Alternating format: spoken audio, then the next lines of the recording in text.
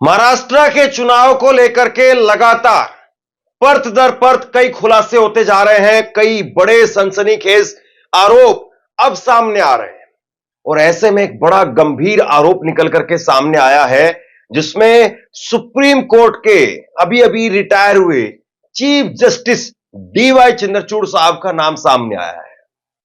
संजय राउत उन्होंने एक बड़ा गंभीर आरोप लगाया है और उन्होंने कहा है कि डीवाई चंद्रचूड़ सुप्रीम कोर्ट का एक अहम योगदान है बीजेपी की इस जीत के अंदर। उन्होंने बताया है कि लगातार हमारी याचिका सुप्रीम कोर्ट के अंदर पेंडिंग थी। हमने 16 विधायकों को सस्पेंड करने की मांग रखी, लेकिन आज तक अभी तक नतीजे आने के बाद में भी सुप्रीम कोर्ट ने उस पर कोई फैसला नहीं दिया। और अब तो सरकार ही जब वो दोबारा से बन रही है तो मामला ही खत्म हो जाएगा अपने आप में। तो सोचिए कि क्या वाकई सुप्रीम कोर्ट ने डीवाई चंद्रचूड़ साहब ने जिस तरीके से उन मामलों में तेजी नहीं दिखाई, उन मामलों में फैसले नहीं दिए, क्या उसकी वजह से बीजेपी को एक एडवांटेज मिला? जो सिंबल शिवसेना का था वो सिंबल शिवसेना के पास नहीं रहा, बल्कि वो सिंबल जो है वो एकनाथ शिंदे के पास चला गया। जो सिंबल एनसीपी अजित पवार का था वो शरद पवार के साथ नहीं रहा, वो सिंबल जो अजित पवार के पास में चला गया। तो ये सारी चीजें क्या वोटर के अंदर एक कंफ्यूजन पैदा उससे हुआ और उसकी वजह से भी बड़ा जो वो बीजेपी को फायदा हो गया और उनके जो सहयोगी दल थे वो अपने आप में इसमें जीत हासिल करने में कामयाब रहे। आप सबसे पहले एक बार संजय राउत को सुनिए और उसके बाद में मुंबई के सोहित मिश्रा पत्रकार हैं और मुंबई की राजनीति पर, महाराष्ट्र की राजनीति पर खासा जो वो नजर रखते हैं। उन्होंने लगातार इसको लेकर के जो वो ट्रैक कर रहे थे इस पूरे मामले को, उस पर कई सारी बड़ी बातें जो उन्होंने कही है, फिर उन पर बात करेंगे। ये जो नतीजे आए हैं उसके लिए जिम्मेदार अगर कोई होगा, महाराष्ट्र की जो नुकसान हुआ है वो जस्टिस चंद्रचूड़ है। चीफ जस्टिस ऑफ इंडिया के पद पर बैठे व्यक्ति जिसने समय पर अपना निर्णय नहीं दिया, अपनी जजमेंट नहीं दी डिस्क्वालिफिकेशन के बारे में। 40 लोगों ने बेईमानी की। जिस पार्टी से चुनकर आए थे वो पार्टी को छोड़कर दूसरे पार्टी में जाकर सत्ता में बैठे हैं। आपकी जिम्मेदारी है संविधान की रक्षा। आपने अगर निर्णय दिया होता तो ये हिम्मत आगे कोई नहीं करता। आपने वो आज भी वो खिड़की दरवाजे खुले रखकर आप वहां से रिटायर हो गए। आप कोई भी किसी तरह से पार्टी बदल सकता है या सरकार बना सकता है जिससे पार्टी अपनी पार्टी को छोड़कर, तो इतिहास चंद्रचूड़ साहब को कभी माफ नहीं करेगा और उनका नाम काले शाही में लिखा जाएगा एकदम कि इस प्रकार की व्यक्ति अपने पद पर बैठी थी और 3 साल तक एक संविधान के खिलाफ बैठी हुई सरकार। सबसे बड़ी बात यह है कि डीवाई चंद्रचूड़ साहब को लेकर के लगातार यह बात कही जाती है कि उन्होंने तमाम अपने फैसलों में खूब जो है वो डांट फटकार लगाई, लेकिन आखिरी में जब जजमेंट की बात आई तो उस जजमेंट में ऐसा कुछ निकल करके सामने नहीं आया जिससे कोई कॉन्क्रीट चीज जो है वो लोगों के हाथ में लगे। अब इसी केस में देखिए सोहित मिश्रा क्या कह रहे हैं। सोहित मिश्रा उन्होंने लिखा है, सुप्रीम कोर्ट ने आज तक मतलब अभी तक सेना बनाम सेना का, यानी एकनाथ शिंदे की सेना और दूसरी तरफ उद्धव ठाकरे की सेना, उसका फैसला और एनसीपी बनाम एनसीपी यानी अजीत पवार वर्सेस शरद पवार, उस पर फैसला नहीं किया। शिवसेना की ओर से 16 विधायकों को अवैध घोषित करने के मामले में अब तक कोई फैसला नहीं दिया गया। 2022 में बीएमसी सहित तमाम महानगर पालिकाओं के चुनाव पेंडिंग है। उद्धव ठाकरे जब पॉपुलर थे तब आपने बीएमसी चुनाव नहीं किया। 2.5 साल से चुनाव नहीं हुए हैं। महाराष्ट्र के चुनाव अक्टूबर में होते, 1 महीना आगे इसलिए धकेला गया क्योंकि लाड़की बहन योजना को स्थापित करना था।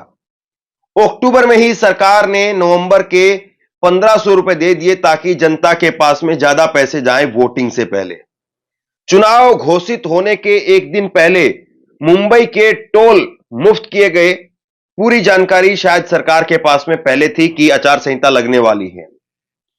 चुनाव आयोग की मदद से राज्य सरकार को समय देकर के अपनी छवि सुधारने के बाद आपने महाराष्ट्र चुनाव की घोषणा की, सरकार को समय दिया, कार्यकर्ता, पार्षद, विधायक और पूर्व विधायक, मंत्री को अपनी तरफ खींचने की मतलब पूरी एक तरीके से कोशिश की। वोटिंग के दिन पहले बीजेपी के जनरल सेक्रेटरी विनोद तावड़े के पास पैसे का वीडियो सामने आता है, उस पर चुनाव आयोग की तरफ से अभी तक कोई कार्रवाई नहीं हुई है। क्या डीवाई चंद्रचूड़ सहित हर कोई इसके लिए जिम्मेदार नहीं है? क्या हर कोई यह सब नहीं देख रहा है? क्या किसी को फर्क नहीं पड़ रहा है? आप ट्रोल कर सकते हैं, बरनोल वाले मीम भेज सकते हैं, लेकिन लोकतंत्र के लिए यह खतरा है। इसका असर आपके भविष्य पर भी पड़ेगा, भूलना मत। देखिए, यहां पर 3-4 बड़ी बातें हैं और ये वाकई जो है वो अपने आप में सोचने वाली बात है कि इनका असर है या नहीं है। 2022 में जिस वक्त में मतलब उद्धव ठाकरे, उनको लेकर के लोगों के अंदर बड़ी जबरदस्त सिंपैथी थी, सहानुभूति थी, तब से लेकर के अभी तक आखिरकार बीएमसी के चुनाव, नगर पालिका के चुनाव वहां पर क्यों नहीं करवाए गए? पहला सवाल इन्होंने ये उठाया। दूसरी बात जो ये कह रहे हैं कि जिस तरीके से NCP versus NCP, Shinde versus Shinde का मामला सुप्रीम कोर्ट के अंदर अटका रहा और सुप्रीम कोर्ट ने इस मामले में तेजी नहीं दिखाई, तो लोगों के जनमानस के अंदर कहीं ना कहीं एक ये बात हिट की कि इस मामले में शायद बहुत कुछ है नहीं, वरना सुप्रीम कोर्ट इस मामले में कोई न कोई फैसला दे देता। आम आदमी सोचता इस तरीके से। और इसके बाद में एक बड़ी बात ये कह रहे हैं यहां पर कि 1 महीना चुनाव को आगे टाल दिया गया। मतलब हरियाणा के साथ में चुनाव होने थे, इनके नतीजे जो है वो 8 अक्टूबर को ही आ जाते, लेकिन 8 अक्टूबर को नतीजे ना आकर के 23 नवंबर को नतीजे आए, करीब करीब 1.5 महीने बाद में।